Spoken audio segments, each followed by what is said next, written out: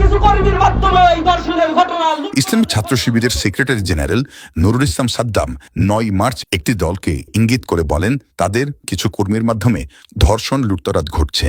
কিন্তু বাস্তবতা হলো সাম্প্রতিক সময়ে অনেকগুলো ধর্ষণ ও নারী নির্যাতনের ঘটনা রয়েছে যেখানে ভিকটিম হলো শিশুরা এবং এসবের সঙ্গে যুক্ত জামাত শিবির নেতাকর্মীরা।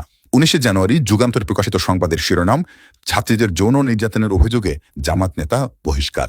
খবরে বলা হয়, কুমিল্লার নাঙ্গলকোটে মাদ্রাসার ৪ ছাত্রীকে যৌন নির্যাতন করেছে বাংলাদেশ জামাত ইসলামীর পেরিয়া ইউনিয়ন শাখার সাবেক সভাপতি ও পৌরসভা জামাতের রোকন এবিএম নজরুল ইসলাম।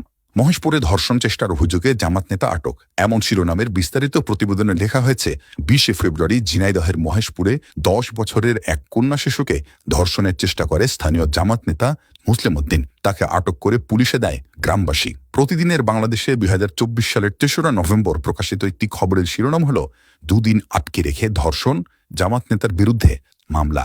এতে বলা হয়, পিরোজপুরের ইন্দুরকানীতে এক নারীকে চাকরি দেওয়ার আশ্বাস দিয়ে দুদিন আটকে রেখে ধর্ষণ করে জামাত নেতা নাসির উদ্দিন।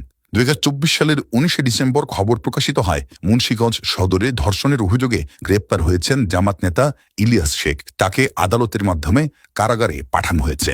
জামাত নেতাদের এমন কুকর্ম কিন্তু আগে থেকেই রয়েছে। ঢাকা মেইল ও দেশ রূপান্তরে ১২ জানুয়ারি ২০২৩ সালে প্রকাশিত সংবাদে বলা হয়, সাতক্ষীরার দেবহাটায় স্থানীয় জামাত নেতা ও মাদ্রাসা শিক্ষক শামসুজ্জামান ৪র্থ শ্রেণীতে পড়ুয়া প্রতিবন্ধী এক ছাত্রকে বলাৎকার করেছে। ২০২১ সালের ৫ই সেপ্টেম্বর প্রকাশিত হয়, গাজীপুরে ৯ বছরের এক শিশুকে ধর্ষণ চেষ্টার জেরে জামাত ইসলামের কালিয়াকৈর পৌর শ্রমিক কল্যাণ সভাপতিকে গণধোলাই দিয়েছে এলাকাবাসী।